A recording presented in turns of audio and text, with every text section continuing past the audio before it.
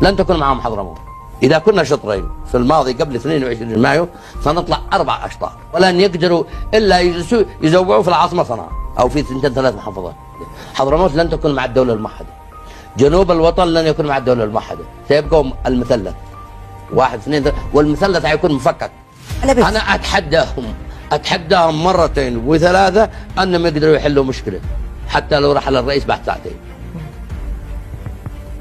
إذا كنا شطرين في الماضي قبل 22 مايو سنطلع 4 أشطار، ولن يقدروا إلا يجلسوا يزوعوا في العاصمة صنعاء أو في 2 3 محافظات.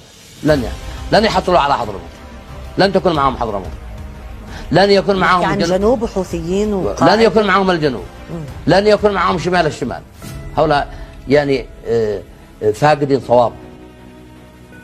شمال الشمال لن يكون معهم، ولن يكون ضمن الدولة اليمنية الموحدة. حضرموت لن تكون مع الدولة الموحدة. جنوب الوطن لن يكون مع الدولة الموحدة، سيبقوا المثلث 1 2 3، والمثلث حيكون مفكك.